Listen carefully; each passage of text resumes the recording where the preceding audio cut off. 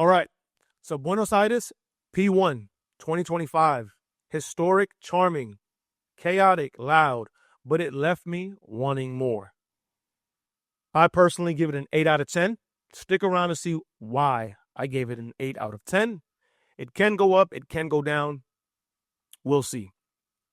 Let's start with the record-breaking crowd. I believe it was over 16,000 fans that attended. I believe that's also the most attended Premier Padel event in history. I think it's also just the largest paddle event as well, regardless of it being Premier Padel. Let's get into the venue. The venue was amazing, beautiful energy.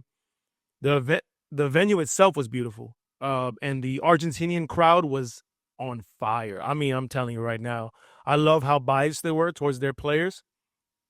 As a matter of fact, I want every time that Premier Padel stops at a location, I want the crowd to be exactly like that. They turned it up, and to be honest, I personally thought that I was in a soccer game. I mean, amazing crowd. I used to want to go visit before. After this tournament, it's solidified that it's on my bucket list. Can't wait to see you guys. Argentina was lovely. All right, so that's some of the good. Let's dive straight in on why I dropped it down 2 notches. Let's get loose with it.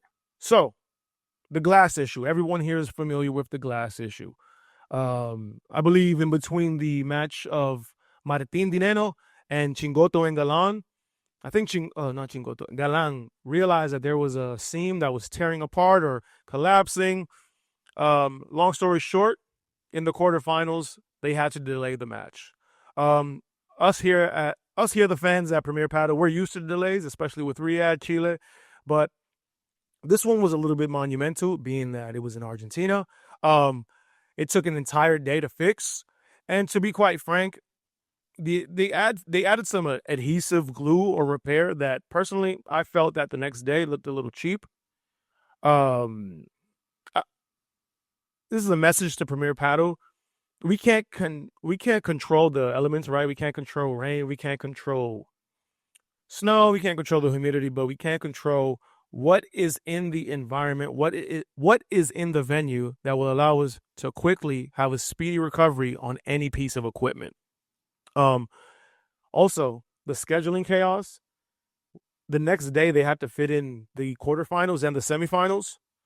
Everyone that was ticketed for the quarterfinals was in there earlier. I'm sure it was a nightmare to make sure that everyone needed to get out to then allow all of the semifinalists, not the players, the actual ticket holders, to come in. So if you flew into Argentina, that might have been a nightmare. I can only see logistical nightmares when it comes to that. And so, yeah, we need to make sure that doesn't happen in Argentina. Outside of that, there was a lot of skips, glitches, lag on the Red Bull side of the stream. A lot of important moments, a lot of important points. I personally was frozen out. Again, could be where I was at. But as I continued to replay back some of these matches, I saw those exact same skips. And so that only leads me to believe that the actual streaming was a bit laggy. Let me know in the comments below if you've experienced that as well. Yeah, we need to make sure we fix that. Premier Padel, Red Bull, let's make sure we continue to let this sport grow internationally. We know where it's big at. We want to make sure it dominates completely. All right, so this is the big reason why it wasn't a 10 out of 10. The finals. Let me be the first one to say, or the last one to say, or whoever. The finals was a letdown. The Golden Boys destroyed Paquito and Bergamini. I mean, it looked like it was a pro team versus an amateur team. I'm not sure what was going on there. Quite frankly, the worst finals we've had in Premier Padel this entire season, right? Let me know if you agree in the comments below. I wasn't a fan of it.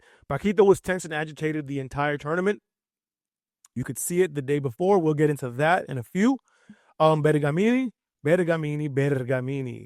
I mean, I'm a fan of Lucas, but he collapsed in set 2. I think there was an entire game where he sent every single ball into the net.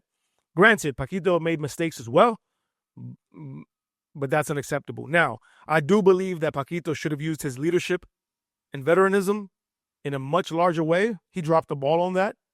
Bergamini hasn't been there before. So it is somewhat excusable. But yeah, let me know if you think what I think. But they have no weapons. What I saw between the Golden Boys and them, Paquito and Bergamini were like two players playing passive paddle. It was passive as hell. All I saw was vibra after vibra after vibra. Mind you, I understand the reason on why you need that shot, right? But I mean, we need a variety of winners when at least facing the Golden Boys. One thing I have to call out about Paquito, I love his style. One of the most stylish players, let's say. But I think the contra pared spamming is a bit much. It looks a little bit lazy at this moment. And I'm tired of seeing the ball go behind him and him just hitting a contra pared. I don't think that's going to cut it with Agus and Arturo.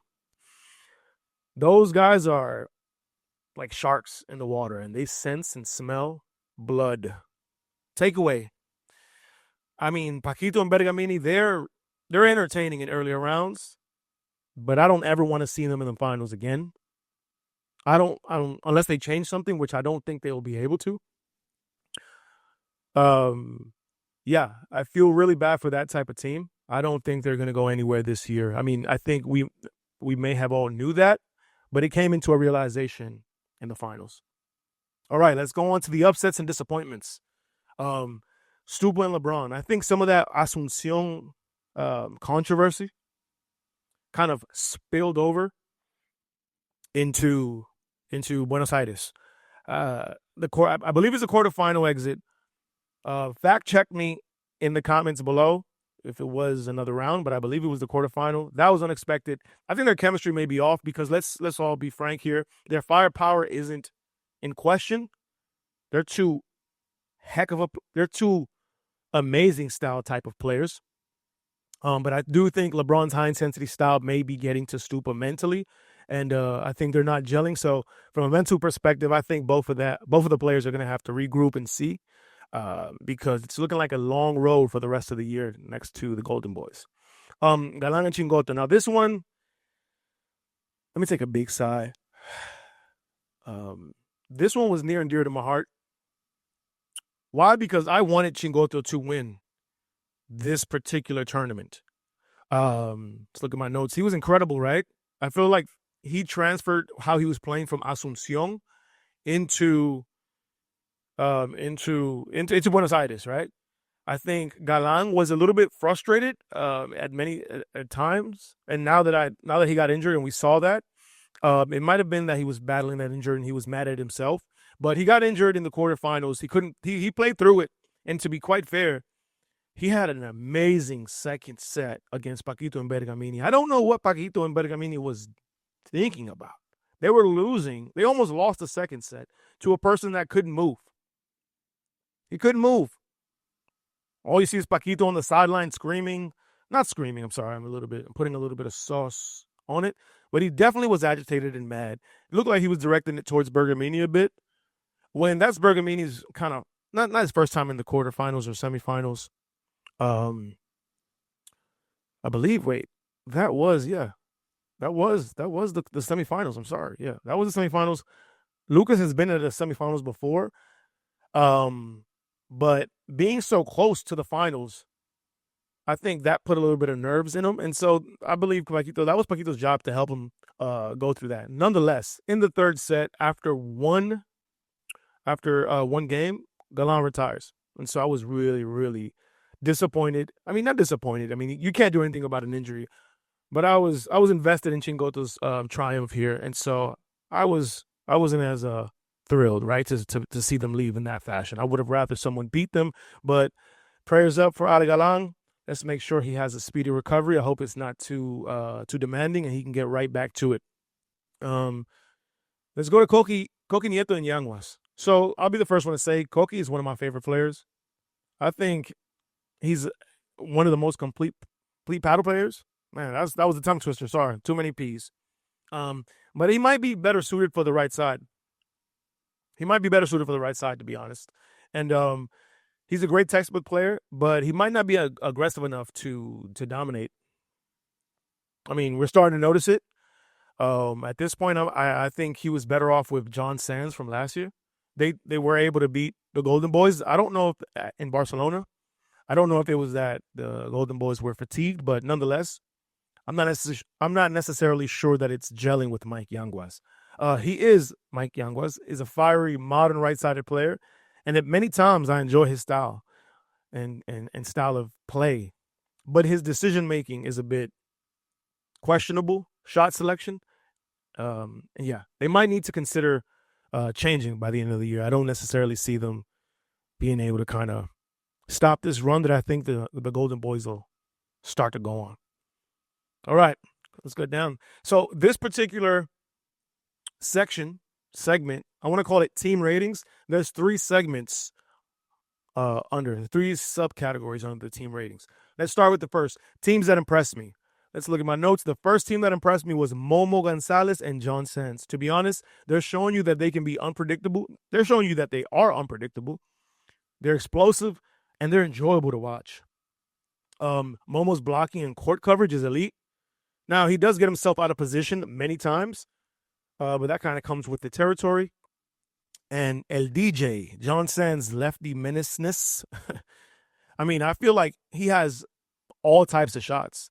And I think because he's a lefty, the angle he's able to create with the amount of velocity and explosion, it makes it a tough time for most teams.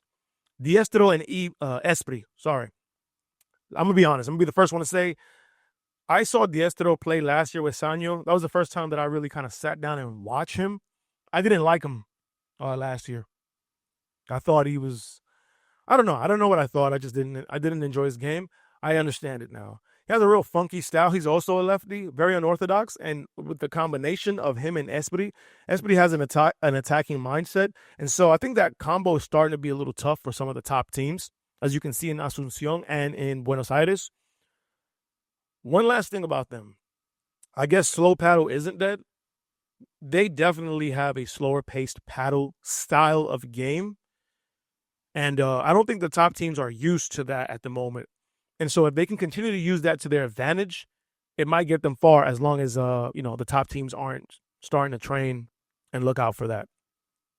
My favorite team, standout team of the tournament, is Enzo, Jensen, and Lancha. I believe Enzo Jensen is Claudia Jensen's brother. They almost beat Nenno Tello. Let's be quite frank with it. I actually wanted them to win. That's how good they were doing. I mean, Enzo was fearless, and Lancha, man, that boy is strong. I feel like Enzo was giving it to Nenno, to be honest. I don't think Martin knew what to do with him. And Lancha, his vibra and smash, when he wanted to make contact in that fashion, I don't think Tello and Martin was able to really defend. But again, their lack of experience and the veteranism between Martin Nenno and Juan Tello actually allowed them to supersede and win the match. But I'm definitely excited to watch them in future tournaments. So the second part of the second subcategory, teams that need work. Okay, don't kill me. But everyone's favorite, Leo and Pablo, they were underwhelming. Very underwhelming. Underwhelming, sorry about that. Talented, but mentally immature. And you can see it when they're under pressure. Shot selection. I think they don't know when to do what. They're both immensely athletic and strong, but when the pressure's on, they just kind of black out. And their core positioning is bad, especially Leo's. He needs to work on that a lot. Martin Nenno and Tello. So Dinenno's one of my favorites as well, clearly. But he's one-dimensional at the moment. I think he's the reason why him and Tello are losing. Granted, they don't have too much time together. They're showing promising signs as a team. Way better than being with Garrido, correct? But we know that Nenno has a flat smash now that is to be not feared, but you can't play with it. I think he needs something else. We know he has a defensive vibra and a defensive bandeja. His lobs are amazing, but he needs to add an attacking vibra to complement Juan Tello, who's cooking right now. Juan Tello is doing, I don't know what he's on, but that boy is going nuts. Tolito Gonza, right? I mean, there's like a divide online on at least Tolito, right? So you either love them or you hate them, but I love to watch them. I feel like they're a highlight heaven, but I think that's the problem. I think they probably are focused too much on highlights, and they need to make sure they have strategies against these top tier teams. I think if they can develop a little bit more cohesion around strategic paddle versus those last minute highlight reel, Instagram, TikTok, YouTube short style shots, they'll be better off. I am excited to continue to see them in Premier Paddle. I think it's a great move for them. And there's that on the teams that need work. The third subcategory, we're going to speak on the worst teams. Now, I know I said don't hate me or don't kill me in the segment that just passed, but let's see what you guys feel about me after this. So the worst team, the first team that I want to talk about is Libaak, Tino Libaak, and Javi Garrido. So they probably are the most disappointing pair. I don't know if I need to put on this pop filter, but, because I heard hopefully it doesn't come out too crazy. But on the next episode, if the P's are too crazy, I'll go ahead and put that. Javi Garrido, the most disappointing pair, him and Tino Libaak. They're disappointing to me. Why? Because they're so talented. And I wanted Tino to shine in Buenos Aires, but I don't know what's going on with them. Well, I do know. They're emotionally unstable. They make rookie mistakes. Libaak is dangerous in the worst sense possible, and he rushes the net at all costs. And then Javi Garrido is probably the most emotional player on the circuit. I mean, one minute he's happy, 1 minute he's sad. You don't know how he's feeling, and that you can see that dictate his game in every tournament he's in. The second and last team that I think is actually worse than Libaak and Garrido, in my opinion, is Sanyo and Chozas. This is a filler team. So first and foremost, I want to say Sanyo's a legend. I mean no disrespect when I speak about Sanyo. And in fact, one of my first rackets that I ever played paddle with was his. A lot of the stuff that I've learned, I took from him. But his style for modern paddle, it's not going to win. So unless he finds himself like when Bella found Tapia, he might be on his way to retirement. Sad to say. And then Chozas, oh my God. This guy, I think he's probably just as emotional as Javi Garrido. He has a poor smash. I don't know why people think his smash is so good. It's not reliable. Not only that, when he's under pressure, he doesn't have the smash going on. He has no other skill set, in my opinion, to get him out of that rut, right? And so I don't know why he's there. I don't know why players are choosing to play with him. I personally don't think he's good. And I also don't think he's a left-sided player. He's a right-sided player, and even then, I don't know who he would mesh with because there's tons of better right-sided players than Chozas. Okay, so that was that. Now, for all you guys getting ready to leave, because this is the part of the show where the women's tournament side of things gets broken down, shame on you. Shame on you if you're not watching the women. They are killing it right now. There's a lot of fun players, a lot of strategic, skillful players. And yeah, stay here. Let's talk about the women. Don't you dare leave because, again, shame on you. Some of the standouts, Martina Calvo and Osoro. Osoro, first and foremost, how infectious is Osoro? I was so happy to see her in her country. Like, they loved her. She loved them. She was a firecracker. She made it amazing to watch. The crowd in Argentina was amazing. So was she. I mean, let's talk about Martina Calvo. First off, she's 16 years old. It's crazy. She definitely needs a lot of work. Osoro brought the fire, but I do feel like they need some more time to gel. Osoro's going to have to bring in that leadership, that veteranism, that word that I continue to use, and Martina's going to have to kind of grow up a little fast, right? Have to grow up a little fast. Their communication and court positioning is still going to have to be worked on. I don't necessarily know if it's going to happen as quick as they would like, especially because Martina is 16, but they are playing some goddamn good paddle. I don't know what I was trying to say there. Anyway, Sofia Araujo and Ustero. First and foremost, on paper, they're probably one of the most skilled teams. I think Sofia Araujo is my favorite female player. She's not my GOAT. My GOAT is Gemma, but I think Sofia is one of the most talented players in paddle. Like, I don't even think, when I think of her, I don't even think of distinction. She's just good.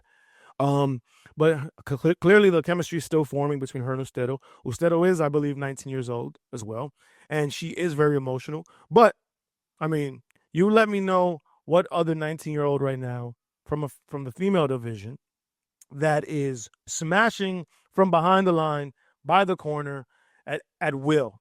Let me know who has a backhand bajada as good as Andrea Ustero. I'll wait. So Ustero's emotions can get in the way, but I do believe that they have a chance to get really good together if they stay together, and I hope they do. Now, some of the disappointments come from Gemma and Delfi. They're on a back-to-back losing streak, losses in Paraguay and Buenos Aires. I do think it's because of Delfi. I think Delfi needs a reliable smash. I think they're starting to get to understand that they can lob her and there's not going to be too much repercussions, right? Clearly, Delfi's defense is top tier. Her defensive vibra, and she has an attacking vibra too. You know, she kind of whips it. It is pretty fierce. So I'm going to say she does have an attacking vibra. Her ganchos, her bandejas, they're all dope. Really good, but I feel like they're starting to taunt her a little bit, and I feel like she's the reason why they're losing at the moment. So they're going to have to come back together, add a little bit more of offensive firepower.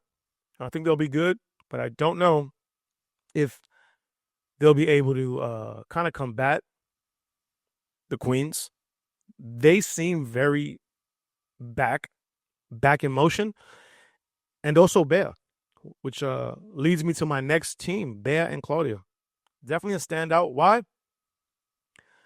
Bea looks like she's past her injury, starting to look more powerful than ever, looking real sharp again, very healthy, and I'm excited because Claudia, she has some of the highest paddle IQ in the actual tournament. I think she's only 19 or 20, and so I think that team later down in the year is going to be very scary. Props to Bea being and looking healthy again.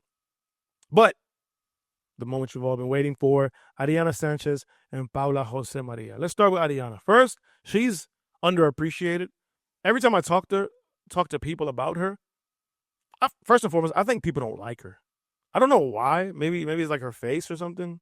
But that shouldn't matter. She's playing a sport. She's focused for that. If you might not like Delfi, Delfi doesn't have any emotion. But anyway, her Ariana Sanchez's paddle IQ is elite. She knows what to do, when to do, where to do it at the right time. So, hey, like her, don't like her all you want. It's proven that she's there for a reason. Paula, the flu game, right? Michael Jordan, flu game. Paula Josemaría, Buenos Aires, flu game. She's the true number one. She was sick the entire tournament, still won. You saw her collapse to the floor at the end of the finals. I mean, I don't believe that there's that many players that can compete with her besides Sofia Araujo. From a complete perspective, I think Paula is 1A, 1B with Sofia. Clearly the ranking says she's 1, but I think even without her being ranked, she's an amazing paddle player, and she's also underappreciated. Anyway, this is going to go down in paddle history. Paula Josemaria's flu game right here in Premier Paddle.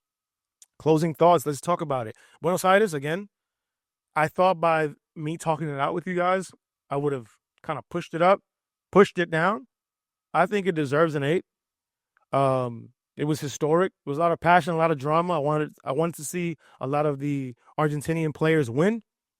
And And Argentina was amazing, as I continue to say. Can't wait to Premier Padel goes back. I can't wait to visit.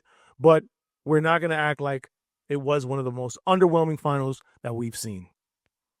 And so I'll leave you with that. Let's make sure that we come back for the Italy major. Let's see what goes around there. Let's see how teams perform. I'll be here to recap every step of the way.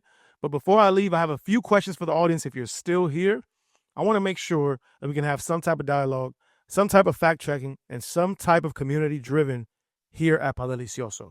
So the question is, what do you think is wrong with Libaak and Garrido? In the comments below, let me know what's wrong with that duo. Should Coki Nieto switch from the left to the right side? Let me know in the comments if Coki Nieto should be in the right side instead. Can Paquito ever win again with an offensive or non-offensive player? And is he on his way to retirement if he can't get it done with Bergamini? And will Delfi and Gemma be able to come back on their four-peat from this year, knowing that the queens have arrived, Bea and Claudia are healthy, Sofia Ustero and Ustero are cooking, and Martina, Calvo, and Osoro are on their way. Thanks for watching. I'll make sure to be on top of all Premier Padel events to give you the best recaps. See you soon.